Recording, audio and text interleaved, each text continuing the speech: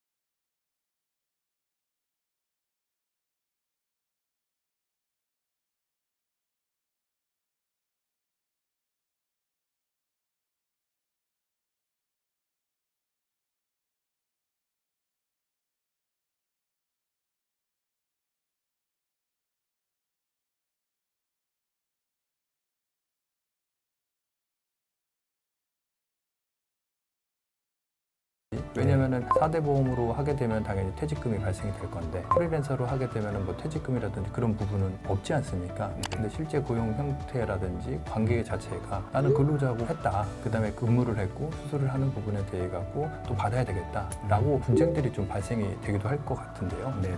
사례가 있으면 한번 좀 이야기 주시면 좋을 것 같습니다. 지금 말씀하신 것처럼 사실 전문직 시장에는 일반 직장인과 다르게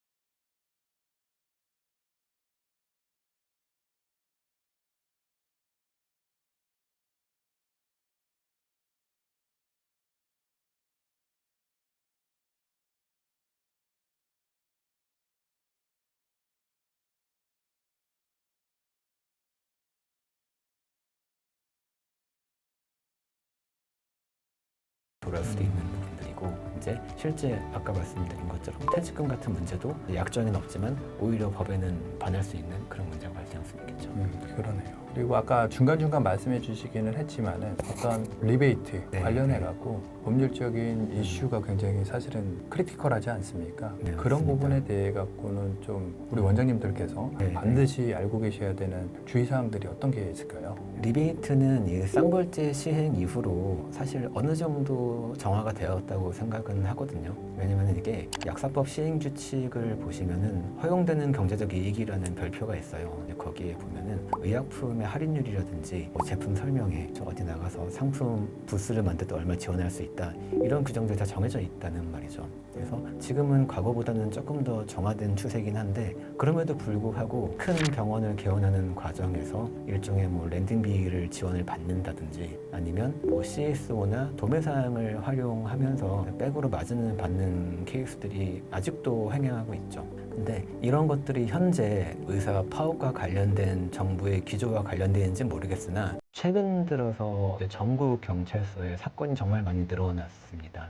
그래서 익히 언론에 알려진 뭐 병원들뿐만 아니라 언론에 나오지 않았더라도 이제 지역마다 관할 경찰서들이 기획적으로 수사하고 있는 병원들이나 도매상들이 있거든요. 근데 그 중심에 사실은 CSO라는 법인이 또 지금 등장해 있는 상황이에요. CSO가 사실 앞서 얘기한 것처럼 제약사에서 이런 블랙머니를 지급하기 위한 이 게이트로 활용되기도 했지만 지금은 상당수의 이제 병원들이나 의원들이 직접 설립한 CSO를 두고 이제 의약품 마진에 관한 일정 부분을 취득하고 있다는 말이죠. 근데 법률에서 그거를 정확히 규제를 하고 있질 않아요. 예를 들어서 도매상 같은 경우에는 의사가 50% 이상의 주식을 가지고 있으면 그 병원과 거래할 수 없게 돼 있거든요. 근데 CSO 같은 경우에는 그런 규정이 전혀 없다 보니까 의사가 100% 주식을 보유하고 있는데 그 법인에다가 의약품 유통마진을 넣어준다는 거죠.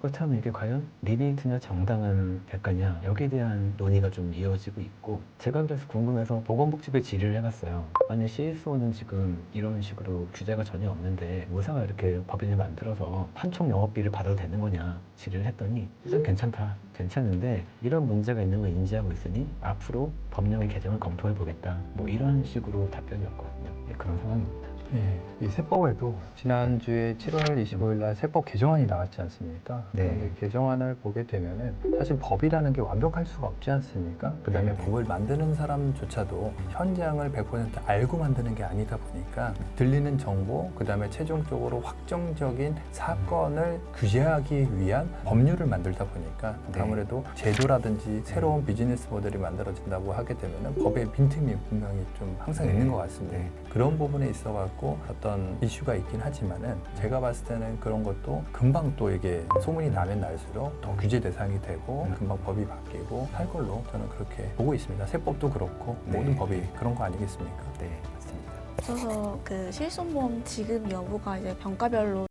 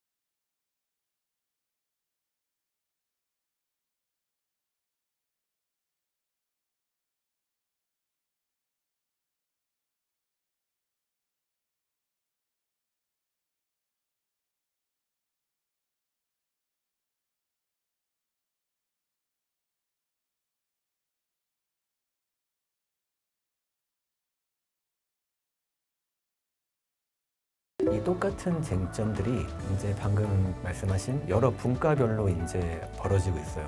예를 들어서 지금까지 큰 문제가 없었던 하지정맥류 수술 같은 경우에 흉부외과나 정형외과에서 많이 하는 수술인데 이런 수술을 한 다음에도 입원 치료를 인정 안 해주는 경우가 조금씩 생기고 있고 아니면은 환자들을 개별적으로 조사를 해서 몇 시에 퇴원했는지 교통카드인지 확인하는 케이스도 있고요.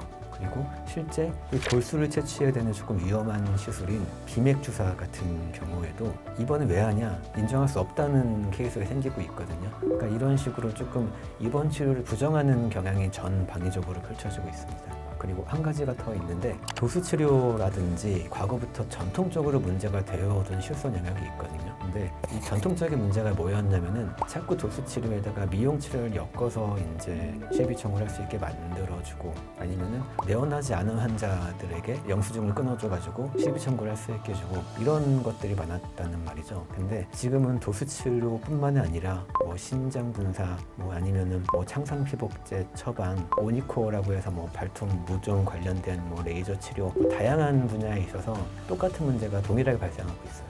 그러네요. 최근 몇 년간 굉장히 실손 관련해서 조사를 엄청 많이 한 걸로 알고 있는데 네. 그래서 그 실손 처리에 대한 조사를 하다 보니까 또 이제 거기 또 리베이트가 물려 있고 파생돼 가고 금융기관하고도 또 연결이 돼 있고 그런 네. 사건들이 최근에 굉장히 이슈가 많았지 않습니까? 네. 그런 부분에 대한 최근 결론이 나지거나 지금 중간 어떤 흐름이 좀 있을까요? 사실 제가 말씀드렸던 전통적인 문제들 그러니까 이런 실비가 청구되는 비급여 요양에다가 미용 진료를 엮어주는 거는 예전부터 이제 불법적인 것이라고 밝혀져 왔었죠. 이거는 보험사기 방지 특별법 위반이 되는 거거든요. 이건 당연히 안 되는 거고 이제 결론이 났다기보다는 이제 이런 것들에 대한 조사가 좀 더 강화되는 추세에 있는 것 같아요. 예를 들어 작년 말 정도에 저랑 거래 관계에 있는 미용 전문 병원들이 정말 여러 군데서 연락이 와가지고 보험사에서 이제 특정 환자들을 다 찝어가지고 전부 허위 환자들이니까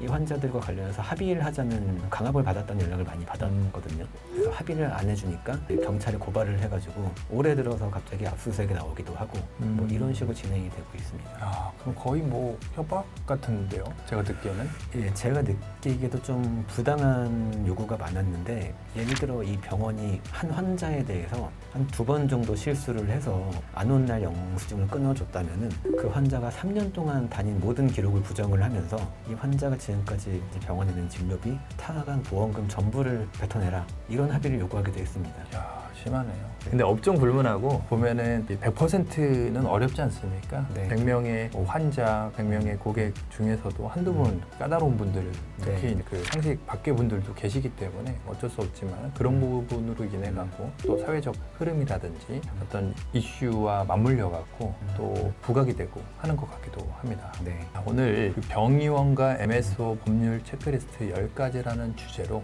저희 오승준 변호사님과 이야기를 나눴는데요. 변호사님, 오늘 촬영 내용 사실은 굉장히 좀 무겁고 어렵고 좀 크리티컬한 부분이 많았던 것 같은데 오늘 촬영을 하시면서 마지막으로 원장님들께 한번 이야기를 주실 만한 팁이라든지 어드바이스 마지막으로 한번 부탁드리겠습니다. 말씀드린 것과 같이 이제 과거보다 사소한 것들을 이유로 하는 분쟁이 늘어났고 또 요새 이제 제가 담당했던 사건들을 보면은 너무 반복적인 이제 이런 민원이 자꾸 들어와서 누군지 밝혀보자.